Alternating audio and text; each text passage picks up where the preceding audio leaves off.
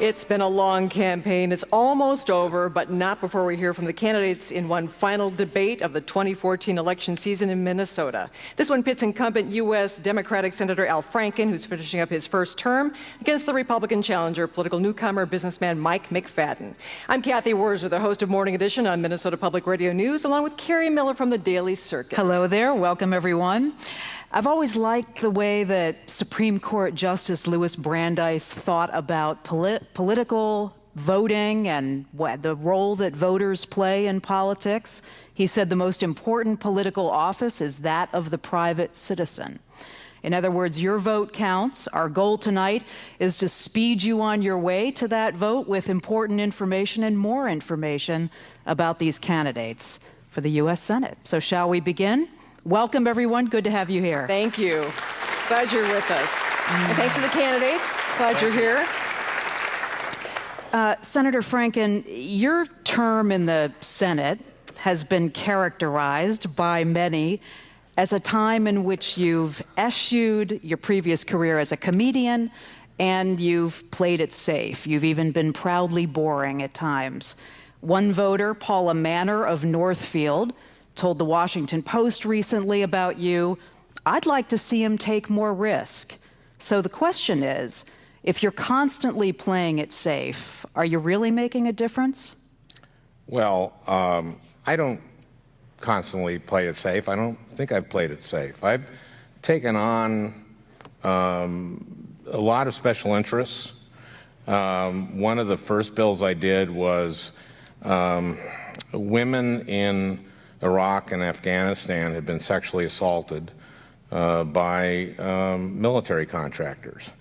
And they had signed employment contracts in which there was mandatory arbitration.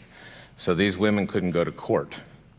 So I stood up and said, this is wrong. These women should be able to have their day in court. And I had actually the Defense Department against me. I had defense contractors against me. I had 30 Republicans. I had my colleague Jeff Sessions leading the fight against me on this, but I won. You also had plenty of senators, including Kristen Gillibrand, on your side. Well, it wasn't you against the whole. This is a different issue. That's what Kristen has taken leadership role on is women in the military. This is women who had been sexually assaulted by military contractors. And military contractors have employment contracts with their employees saying that they can't go to court on any employment dispute. They have to go into mandatory arbitration. And this is one of the things in the Judiciary Committee I've led the fight against, is mandatory arbitration. And so I won that battle, and that was after I was there a couple of weeks.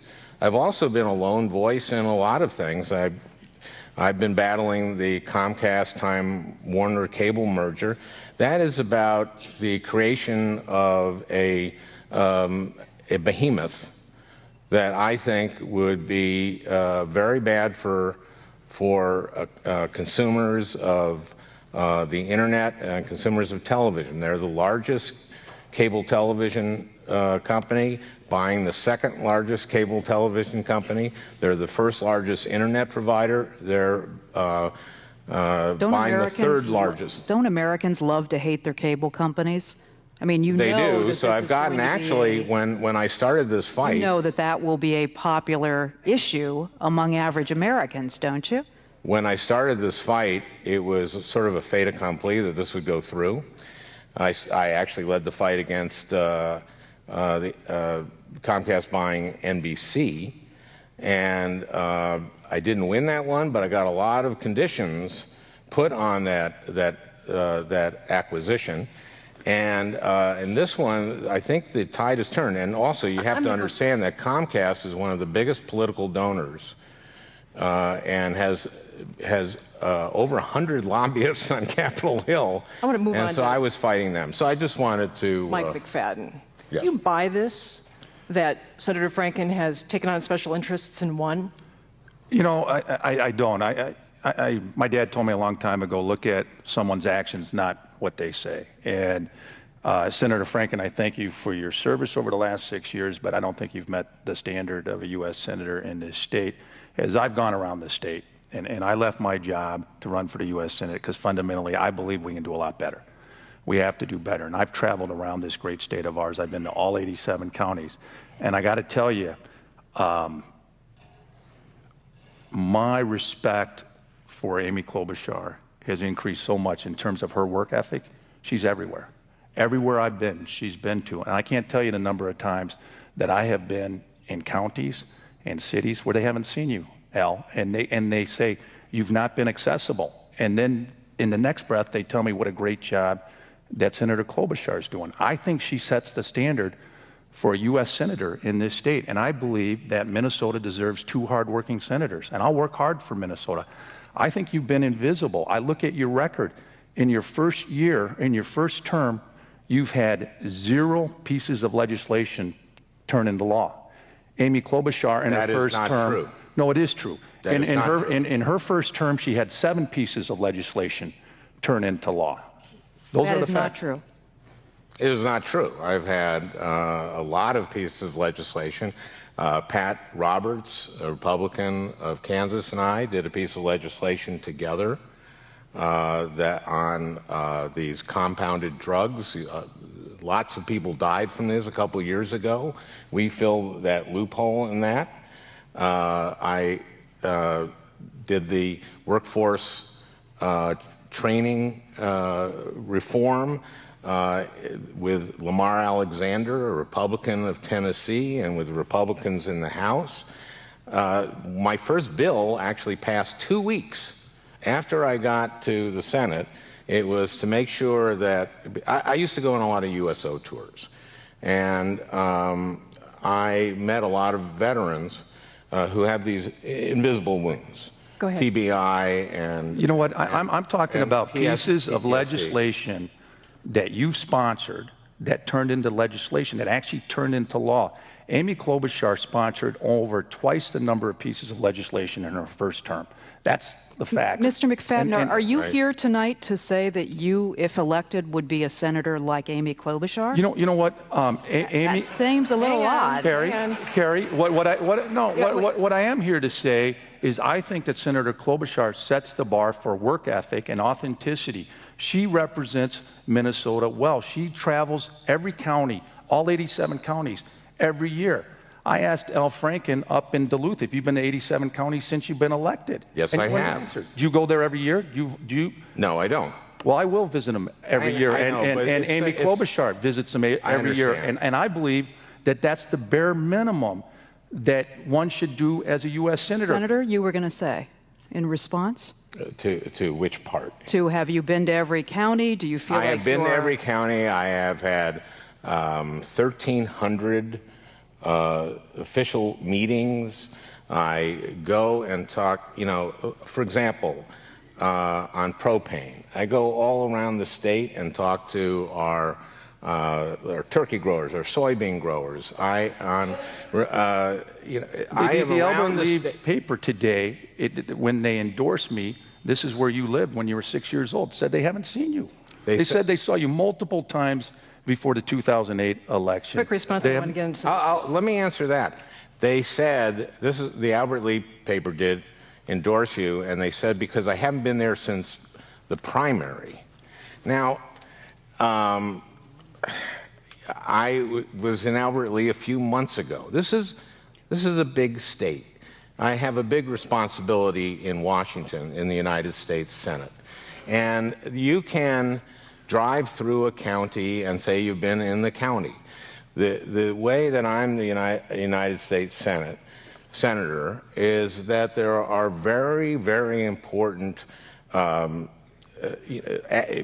in agriculture, in manufacturing. Lots of So Senator Klobuchar goes to all 87 counties every year. She thinks that is important as a U.S. Senator. I believe that's important as a U.S. Senator. I think we're clear on that. Yep. I think we'd like to Actually, move into speaking of some other issues. But I'd like to talk about it 87 more times. Oh, I'm going to move on. let's go to some issues. Because here. really, we have a lot of people want to know about this. Both of you called the terrorist group, the Islamic State, barbaric. You both agree on that. The U.S. has been bombing targets in Iraq and Syria. You both agree that needs to be done. Yep. But militant fighters are still on the move. The president and the defense secretary says this is going to be a long and difficult effort. Difficult because some critics say the U.S. is not bombing enough targets. It's not employing any U.S. ground troops. So, Mr. McFadden, at what point could U.S. ground forces be warranted? Well, I supported the president when he announced that he was going to start strategic bombing in Syria. I don't support ground troops. I think the decision that a senator makes to send ground troops from the United States into harm's way is one of the gravest decisions you will make. And for me, I have a criteria. It's three-pronged. One is there has to be a clear strategic objective of the United States at stake. Second is there has to be a very defined scope of mission, meaning there's got to be a beginning and a finish. And third, you have to go in with overwhelming force to ensure victory. Syrian rebels and I haven't heard want more U.S. help. I understand that, but I haven't heard from this president an answer to number 2 or number 3. And so until I would hear that, I won't support ground troops at this point in time. I can't tell you how disappointed I've been with President Obama and his lack of foreign policy. I believe that leading behind doesn't work. This is a president, remember that when he was elected 6 years ago, said, I'm going to sit down with the leaders of North Korea, Iran, and Venezuela. Can we stay just for a moment specifically on ISIL? Yes, same question. And I do want to go, we have other foreign policy to bring up, but same question to the senator. At what point could the U.S. ground forces be warranted when it comes to this situation? I also have supported the president's bombing in Syria. ISIS or ISIL does not observe a border between Syria and Iraq. Neither should we. They shouldn't be able to park their weapons that they took from the Iraqi military over there. We should be able to bomb them. I did vote for us to train and equip the, quote, moderate rebels in Syria. Right. You know, I'm skeptical about the success of that. There are so many forces in Syria. We're talking about Kurds and Druze and... you sound like you're a little skittish, perhaps, about sending U.S. troops in. Well, yes, I am, because we need to be a little bit humble from what we've seen in, you know, in the Middle East in terms of our ability to, in Afghanistan and in Iraq, to go in there and at such cost to our troops. This is why I was talking about getting service dogs to guys with invisible wounds who have PTSD and TBI. I've gone to a lot of funerals, and so I'm very wary of going into a long land war in that region, especially when you have, what you have here are radical Sunnis fighting against moderate Sunnis. You have Shias fighting, you know, Iran has supported Assad.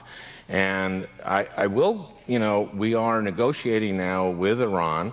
I think that is a very good thing. We're negotiating with them on our nuclear program that the president has held together. Can I step in on a couple of things?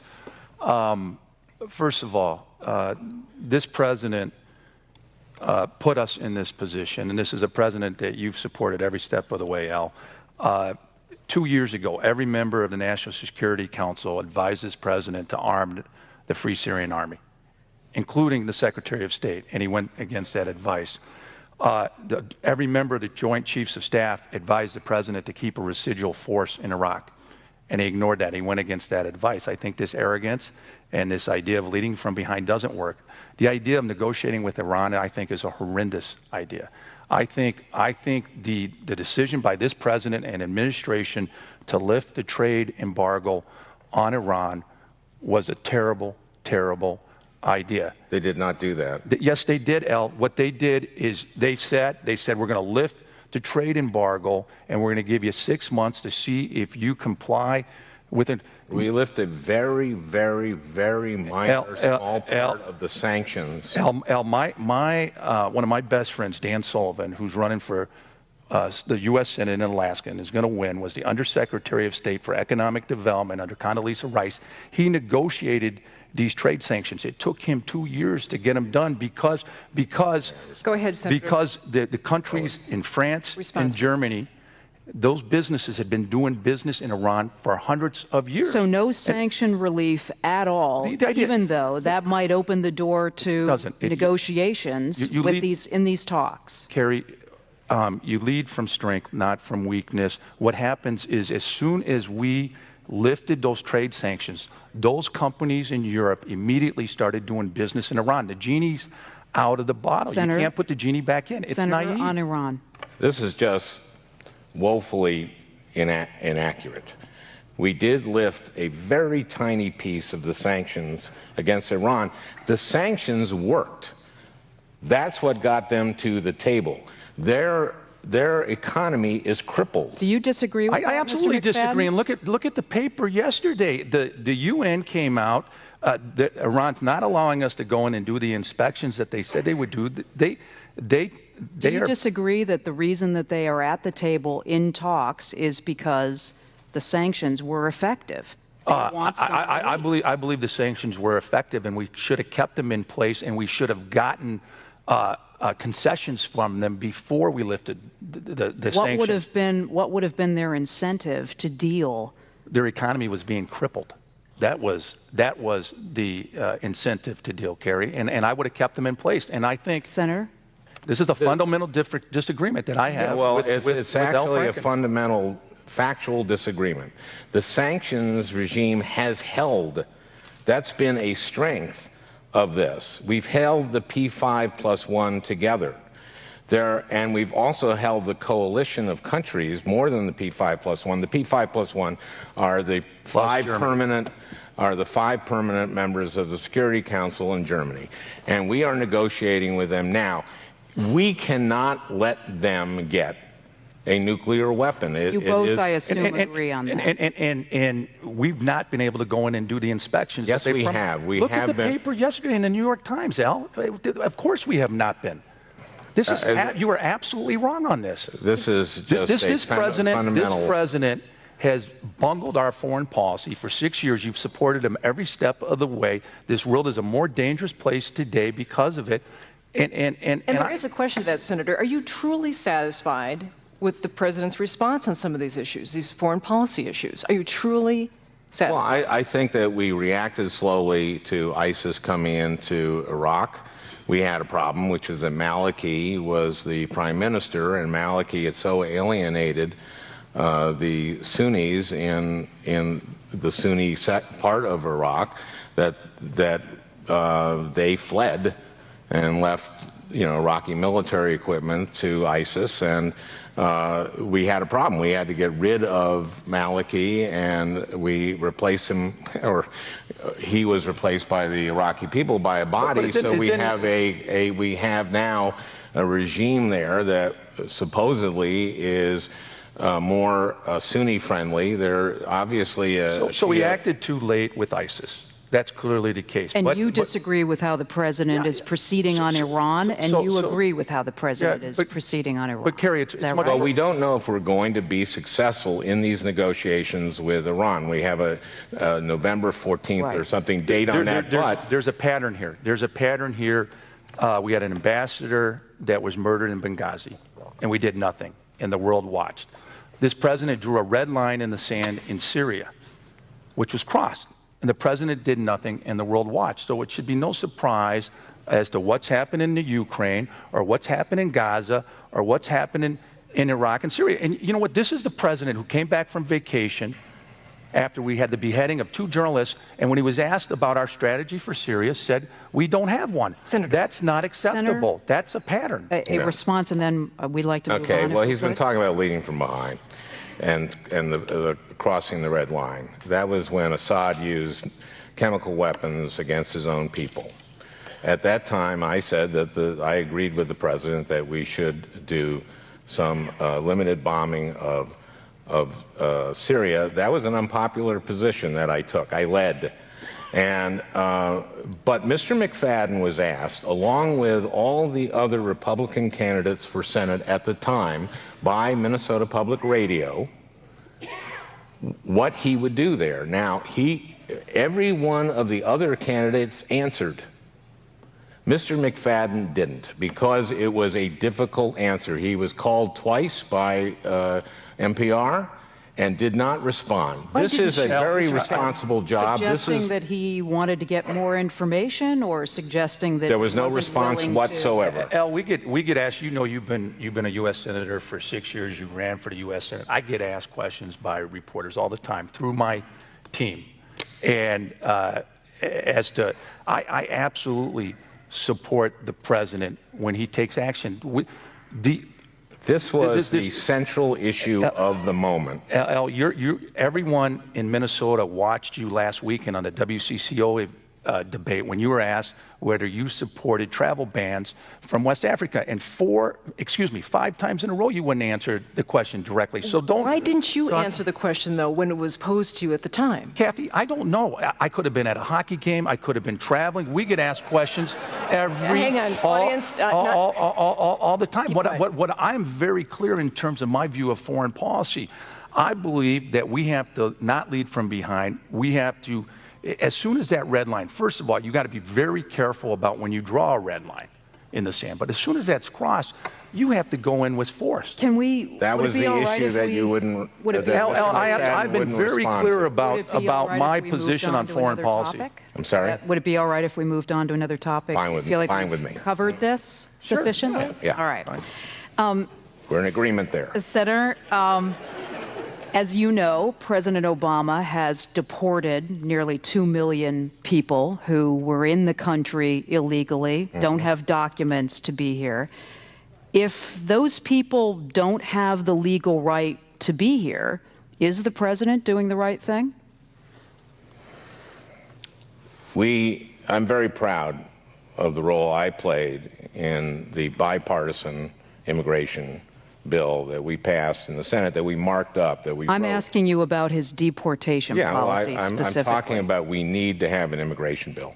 Right. So that we don't have to deport these people. In the absence of an immigration bill, is the president doing the right thing, in your view, to deport nearly 2 million people who don't have the documents to be here? Well, that's been over the course of 6 years. Yes. And I think that he's deported more people than President Bush did. Yes. Is he doing the right thing, in your view?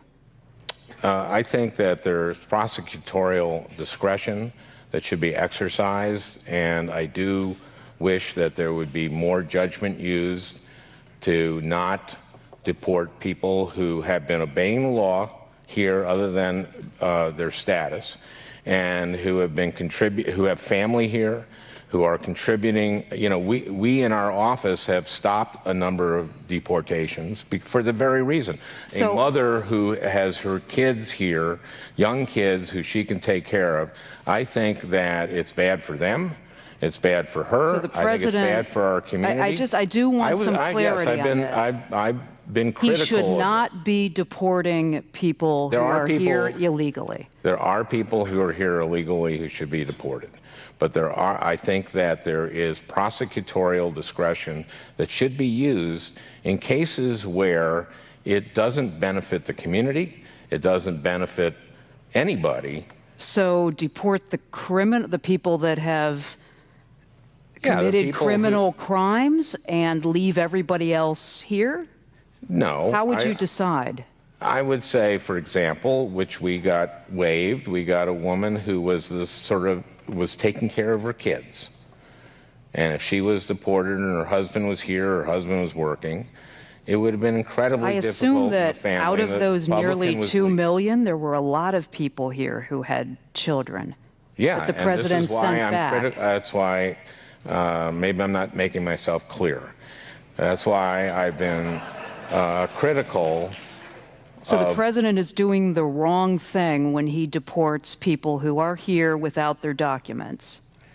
No, I'm saying that... What are you saying? I think it's being pretty clear. I'm not clear on this. I want to hear hisses and boos, okay? I think I'm being pretty clear that I think that you have to use some judgment. There are some people that should be deported, and there are other people that there are cases where they shouldn't be. I don't understand what's not clear about that. Mr. McFadden? Well, I think the president's role is to execute the law, on the law, and I think laws have been broken. But I think this raises a broader issue as to the need for immigration reform, because I think what Al's going to is it tears as a human, as an individual, as someone that has compassion, that cares about people. I look at these families. I don't want to separate families, but at the same time, I recognize that the law has been broken, and that's why we need an immigration bill that gets passed that addresses the 11 million people that are here illegally. Absolutely. And what I'd like to see is something along the lines of, first of all, we got to secure the border. What does that mean? What does a secure border look like to you? Well, what it looks like is what it didn't look like in August when we had people streaming across at these children from Central America. But what it's a combination of fences, of added border patrol. What I would do is rely on feedback from the Border Patrol, from our armed forces, and from the governors that border from those states that border our border with Mexico. So is that... Can I talk a little bit Is that more money, more resources, more people at the border? Is that what that secure border looks like? It's a combination and of money and resources. Senator, just one follow-up on the deportation, if I could, and then we'll come back. Were you one of the Democratic senators who went to the president when he was considering an executive order that would change his policy on deportation? Were you one of the senators who went to him and said, don't do that before the election? No, I did not go to the president and talk to him about that. What Now, did you... Did you want him to sign that executive order, changing deportation policy? Because it was reported in Politico that you were one of the senators who said don't do it. I was a senator who said that this should be done by Congress, and we need to, I agree with Mike, we need comprehensive immigration reform. But let me say something about border security and about this, the number of people who came from Central America. This wasn't a matter of border security. People weren't streaming across the border. Those people were looking for border security to surrender to. This was not about... Now, our immigration bill will increase the number of border security. I also wrote a piece in the bill, a piece of legislation that got passed, an amendment of mine, that would make sure that children have lawyers. And I did this was well over a year ago, anticipating this, because there were 8-year-old children coming across at that time who literally would have to defend themselves in a court in Texas against a prosecutor who, and they spoke no English. I'm talking about 8-year-old children. So I got something that was passed, I believe, unanimously in the Judiciary Committee to change from HHS, the Health and Human Services responsibility on this, to the Department of Justice. So you both agree that there should be an immigration bill? Absolutely. Yes. Differ in what should be in it? It was one of the few bills to pass in the Senate. This passed in a very large bipartisan way, and I'm very proud of that process that we did in the Senate. I'm very disappointed, of course, in the House, but this was the Gang of Eight. We're talking about Marco Rubio, we're talking about Jeff Flake, Senator McCain. Excuse me, would you have supported the Senate bill that passed? Yes, I would have. You would have? Yes. Okay. Yes. I'm curious about a listener, Fred. And I just, furthermore, I mean, it was Bob Corker and John Hoeven that came in and brokered the deal at the end. They're two businessmen that became U.S. senators, and they put a bill together that got the vote of, I think, 72 U.S. senators. And we have to address immigration. We have to. And it's going to be one of the first. Well, and then, Mr. McFadden, what do you do about the 11 to 12 million people that are already here? Well, I think you need a series of hurdles that they have to go through, and that's what the Senate bill contemplated. There are things, Kerry, like subjecting yourself to a background check, proof of employment, fluency, lessons in civics. Do they have to, quote unquote, go to the end of the line to apply for citizenship? Yeah, once they go over those hurdles, they've broken the law, Kerry. They've broken the law, and so there's penalties have to be paid for breaking the law, and I think that this is a compromise that was reached in the Senate that then moved forward in the House. Right. And I want to see immigration reform. You're listening to the last Senate debate in the 2014 campaign. Senator Al Franken, challenger Mike McFadden are on the stage on the Fitzgerald Theater. I'm Carrie Miller along with Kathy Wurzer. We've had great audience response. We've got questions coming in online and, of course, here at the Fitzgerald Theater. And they're great questions, but we want you two, at this point of the debate, to ask a question of each other, if you would, please. Mike McFadden, let's begin with you. Would you like to ask a question of Senator Franken? I would, Senator Franken. Al, I believe one of the biggest issues in this country right now is Washington's broken. It is hyper-partisan. Nothing's getting done. What's been produced over a decade is horrendous, whether it's been a Republican president or a Democratic president. You came into office having been a very, very partisan radio host. You wrote books such as Rush Limbaugh's A Big Fat Liar. No. Rush Limbaugh was a big fat idiot. Big fat other idiot. Observations. Yep. All right. And other observations. You told Mike Sweeney, the chairman of the Star and Tribune, when he asked you why you want to run for the Senate, you said, and I won't repeat exactly because my mother's in the office, but you looked him in the eye and you said, because I hate those right-wing blank. That is absolutely, totally not true. You talked to Mike Sweeney, and my question is, though, I look at your record in the last 6 years. You are the most partisan senator in the Democratic Party. No one has voted more with the Democratic Senate caucus than you, 159 out of the last 161 And the question, votes. Mr. McFadden, is what? How are you going to work with a Republican-controlled Senate? You couldn't work across the aisle when you were in a Democrat-controlled Senate. How are you going to be effective? I believe Minnesota deserves two hard-working, effective senators. And the question? I work across party lines to find common ground and have done it in so many pieces of legislation. I teamed up with Senator Lamar Alexander, Republican of Tennessee, to do the first reform of our workforce training system since 1998. To prepare people, to train people for jobs that already exist, that fill the skills gap. I worked with Senator Roger Wicker, Republican of Mississippi, very conservative, to go after the credit rating agencies, the Wall Street credit rating agencies, which gave AAA ratings to all this junk and caused the meltdown. And that passed through Dodd-Frank. So you are. I worked with. I can go. You've worked with Roger Wicker, Deb Fisher. I've heard these. Pat Roberts. I've heard these 5 examples. Orrin Hatch. In 3 debates. Political Magazine ranked you last place, 100 out of 100 senators in ability to co-sponsor legislation. The facts don't support what you're saying. You are the most partisan senator, and the reason that I think it matters is because it doesn't allow you to be effective.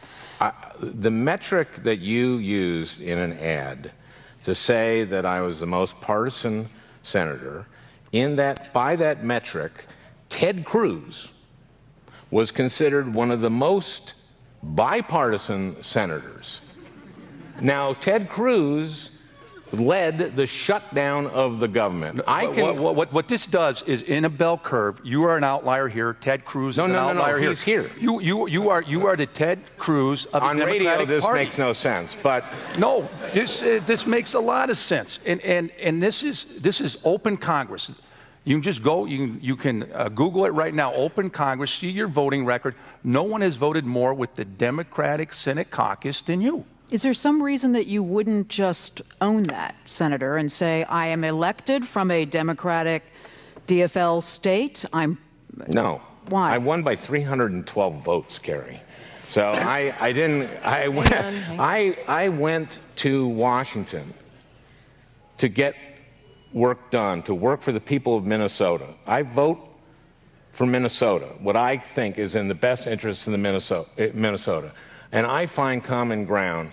And Chuck Grassley... See, I think your partisanship has caused you not to be able to be effective. Amy Klobuchar, in her first term, reached across the aisle, had 7 pieces of legislation become law. We've gone through that before. The other 7 Democratic senators that were elected in 2008, no one has sponsored less legislation than Al Franken. I think we covered that. I do have a question. Let me just say one thing. Senator Really Franken quick, and gets then I have a question from an ask audience member. Can I just say one thing in response? Yes, sir. There is a long list of bipartisan work I've done, some which has led to legislation, some has led to better waivers in No Child Left Behind. Here's the one thing I will do. I find common ground, but I will stand my ground, because I believe when the powerful come after the middle class and those aspiring to the middle class, I will stand up. And so I am for raising the minimum wage. I think Mr. McFadden So my dad always said, that. watch a person's actions, not their words. Your actions and outcomes and results don't support. Senator Franken, Newsweek called me the most effective in this first year it's of your any turn to ask senator Mr. since Phil McFadden Gramm. a question. Okay. This is my question, so you know it's not too long, okay? It's limited to that. Is that okay? It's those 3 paragraphs? Wow. These are one of the paragraphs is a sentence. Did you poll it first? Long. Okay. We agree that the economy is a central issue in this campaign, and we agree on the importance of manufacturing and energy, but I also believe in the increasing importance of the information economy. The internet has always operated under net neutrality, the concept that all content will be treated the same. Our debate here is being carried by NPR's website to people who can listen on the website at the same speed that a blogger might use from University of Minnesota Duluth. Facebook was started in a dorm room. YouTube was started over a pizzeria. Startups and small businesses all over Minnesota will tell you that net neutrality is a key to innovation. But now, for the first time, the FCC is considering changing all that by allowing fast lanes for deep-pocketed corporations. And so A record 3.7 million Americans have filed comments protesting this with the FCC, 99% supporting net neutrality. So my question is, how is it, given that the internet has accounted for 21% of the GB growth in mature economies over the past 5 years, how is it that you continue to dismiss the importance of an open internet to our 21st century economy? Mr. McFadden. I support net neutrality. And one of the things that I find so frustrating as a businessman is we have so much regulatory morass in Washington, D.C., and there's no certainty. What they need in the internet right now is certainty. I support net neutrality. Let's get it done. But I got to tell you, as I travel around this state... Well, it is done. Net neutrality is the architecture of the internet now. But I got to tell you, Al, as I travel around this state, and I've been doing this for 18 months now, you know how many times I've been asked, when I've gone around to all 87 counties in this state, about net neutrality?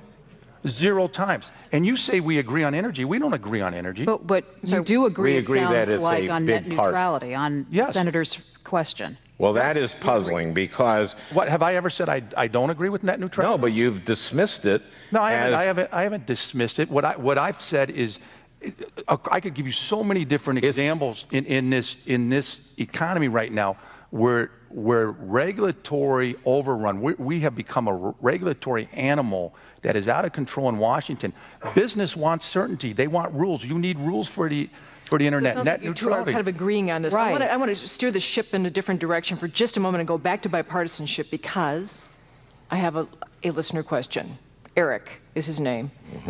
I'm curious, is there an issue on which you agree with the other party, since we're talking Yeah, a lot of them. For example, so what? I'll give a Give me couple. The NSA on surveillance. Dean Heller, a Republican of Nevada, and I have the #1 transparency bill. This is going to be part of the legislation that we're probably going to be taking up when we get back to reform NSA surveillance. Now, I voted against both the programs at Snowden, the metadata program and the program that captured internet traffic of foreign persons who were suspected of being involved in terrorism, not because they didn't believe they were needed, but because there wasn't enough transparency. We have to strike a balance between privacy and national security. But if the American people don't know enough, if there isn't enough transparency, the American people can't make that judgment. Isn't a lot of that transparency blocked by many of the policies of the Obama administration? Yes, and I was opposed to them. And that's why I voted against both those two programs, which the Obama administration wanted us to vote on for. I don't know if they are captured in this subset of votes that I've voted on that I've also, I agree with Rand Paul on sentencing on mandatory minimums. I think on drug convictions, on people who, there are people languishing in prison who shouldn't be there. Okay. Actually, you touched on something kind of interesting, the NSA. Yeah. So I want to ask about that in terms of surveillance. By the way, in what cases is it acceptable to conduct warrantless surveillance of citizens, given the NSA furor? Look, Else chairs the Privacy Committee on Judiciary. We have a balance in this country between security and freedom. And I think we've tipped way too far to security at the expense of freedom. And I'm very, very concerned about warrantless searches of U.S. citizens, period. Senator Franken. Sounds like something you two agree on. We do, and we don't think there should be warrantless. Me and Dean Heller, a Republican from Nevada, agree that there should not be, and that will be part of Chairman Leahy's bill. And if reelected, would you vote to reauthorize the Patriot Act since it sunsets on June 1st of next year? There will be elements of it that these national security letters should go. There are aspects of it that should go. I do think, and this is why this is a complex issue, it is important that we protect our national security. It is important that we sweep up the bad guys. It is important that we do that. I just want the American people to have enough transparency. There's enough transparency in this to understand exactly enough of what we're doing to Mr. get some McFadden, comfort level. You were going to say? Of what is going on. I was just saying, you asked a question, general question about bipartisanship and the ability to reach across the aisle. I wish one of the issues we could find some bipartisanship on is education. We have the worst outcomes in this country, in this state, for students of color. And nobody wants to talk about it. And I think Who's not talking about the achievement gap? Well, I talk about it all the time, but you know how many times I've been asked about it on interviews? Very, very few times I have to bring it up. I think it's immoral what's happening in this state, that we have the lowest graduation rate for Latinos, the second lowest for African Americans. And what does the federal government do about that? Well, the federal government has a lot to do about it, Kathy. I've been involved in an inner city high school by the name of Crystal Ray. And it's been a real blessing to me to see what our principal and our teacher, Elle, you'd love it. You'd love this school. What our teachers I've heard great stuff about this school. And our principal have been able to do. 90% of our kids are Latino or African American. We're in one of the toughest neighborhoods. So where does the federal government Well, so the federal step government, in? what I'd like to see is in broken school districts that we dramatically increase the number of charter schools. In Minneapolis, we're spending $21,000 per kid. 64% of the budget is spent on non-teacher expenses. It doesn't get into the classroom to get the worst outcomes in the country. I believe it's immoral. And I look at Global Academy, Seed Academy, Hiawatha Academy, KIPP Academy, Harvest Prep, multiple charter schools that are dealing with a similar demographic as Crystal Ray that are getting similar results. Not just a kind of better way, Carrie, I mean a dramatically better way to do things. Is that the answer, Senator? But let me just, if I may finish on this. The reason the federal government's involved here is right now the way charter schools are funded, they don't get any local dollars. They get state dollars, Carrie, and they get federal dollars. And as a U.S. Senator, I don't want federal dollars going into a broken school district. I'd rather see those allocated to dramatically increase the number of charter schools in those areas so that all children in Minnesota have the access to a first-class education regardless of zip code. And Al has been on the education committee for the last 6 years. He's complicit in these results. Things aren't getting better in the inner city. They're getting worse. Response, and then we'll go on to Affordable Care Act. Go ahead, Senator. Well, I would like to talk a little bit about the achievement gap, and I think it is a travesty that we have such a big achievement gap in Minnesota. We are making some improvement in the state level. Our black fourth graders are fourth in the nation. We were among fourth graders for black and Latinos. We were the only state in the country that closed the achievement gap among them. Now, here I would just like to talk about closing the achievement gap and what I think we should do. Early childhood education, to me, is one of the most important things that we can do. I talked to Angela Harvilla. You might have heard her name. She won the National Milken Award. Was one of the best teachers in the country. She teaches fifth grade in Princeton, Minnesota. I called her up just to congratulate her, and we started talking about this, and she talked about early childhood education. Art Rolnick, who is at the University of Minnesota, who studies the economics of early childhood education. Tim Pennies, whose Southern Minnesota Initiative Foundation invests 40% of what they do is on early childhood education. Here is what Art Rolnick has found in terms of return on investment. A child who has a quality early childhood education is less likely to be special ed, less likely to be left back a grade, has better health outcomes. Okay. The girls are less likely to get pregnant. They're more likely to graduate college. They're more likely to high school, more likely to go to college, more likely to have a good job and pay taxes, and much less likely to go to prison. So, Mr. McFadden, do you I don't disagree with that. More investment needed in early childhood? Look, there's nothing more important than our children. There's nothing more important than our children and our investment. All our children, regardless of zip code. Early childhood education is a very important part of the equation. But what everyone in this state needs to know, and I'm telling you, Carrie and Kathy, because I've gone around this whole state, so few people know that we have the worst outcomes in the country for students of color. And we're spending $21,000 per child in the Minneapolis school district. And the answer, in your view, is more money into charter schools. Yeah, I want to revolutionize how we do education in the inner city. Is that the way to resolve that?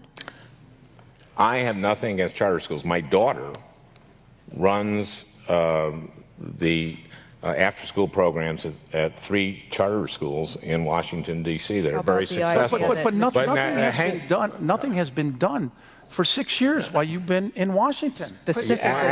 Actually, we've done some very good things in terms of there's other areas that we need to talk about. The outcomes are atrocious. They're immoral. What's happening? Is it possible that could you address the suggestion that he made, though, about investing in more money into charter schools as a way dollars. to? Yeah, I would like to. Go ahead. Okay, thank you. Charter schools also have spotty records. We have some very successful charter schools, and we have some that aren't very good. And when that happens, and a kid goes to a charter school that fails them, that public school money goes to, I want to make sure that our, hang on. I want to make sure, I'm sorry, I want to make sure that our public schools get what they need. And what I want to work on are, here's the areas where I would, on assessments, we made a lot of progress over the last several years on making sure that we're measuring each kid's growth instead of holding every kid the results are horrendous. You've been in office for 6 years. We have the worst outcomes, and we pioneered charter schools in Minnesota. And yes, there's some charter schools that are not good, but we've been doing it for 20 years now, and we have multiple examples of ones that are doing great things, and we should replicate them as fast as we can. And as you keep talking about all these different things that the federal government can do in terms of our kids aren't getting a great education. Do either of you think Race to the Top has helped? No. Why not? I don't. You do, Senator? I think it has put money into things that, like early childhood education, for example. We won a Race to the Top a grant that is helping early childhood education in Minneapolis and St. Paul. Mr. McFadden, $4 billion of taxpayer money so far. Do you see any evidence? No, I don't think we're getting the return that we deserve for that. It's a lot of money. And here, Kerry, we spend a lot on education in this country. We spend a lot in this state, and we should. They're our children, but the outcomes we're getting are unacceptable. And I'm so tired. For 30 years, I've been hearing about how things are going to get better and need more money, more money. It's not a money issue. It's a results issue. Speaking of money, I've got a quick audience question. Many of us are struggling with unfair student loan repayment plans. What can be done, and what will you do? Mike McFadden, quick answer. Well, I'd like to see students be able to refinance their loans. I also would like to see more transparency at the college level. As a father of 6 kids, 3 of them are in college, education at college education's gone up something like 2.5 times the rate of inflation for over 20 years. And it's the most opaque industry. You don't find out what your financial aid package is until the very end. And there's no transparency. I would like colleges to have to let students know what their job placement is by major and what percent of their kids are getting hired and what their average salaries are, so that students can make an informed decision. So you're talking about legislation to require colleges to disclose that? Yes. At what point? The college visit? When? I'd like it to be in publicly available information so that you can go and find pricing. Is this something that you two agree on again? This is actually a piece of legislation that I've offered that Chuck Grassley, Republican of Iowa, and Marco Rubio is on another one on transparency. This is called the net cost calculator. And what it does is that a lot of students don't go to a college because they think they're going to be priced out of it. But you can require, what I want to do is require colleges on their webpage to put a net cost calculator so you can figure out how much it's going to cost you. So now, you two agree on this? Well, not only we agree on it, I've acted on it and have legislation that's bipartisan. And Marco Rubio has co-sponsored. It hasn't turned into law yet. Not yet, but we are. I mean, we are marking up. We are going to be marking up a higher education bill. And do you agree about refinancing with Mr. McFadden? Do you agree that students should be allowed to refinance their student loans? I introduced a bill in the Senate to allow 560,000 Minnesotans to refinance their student loans.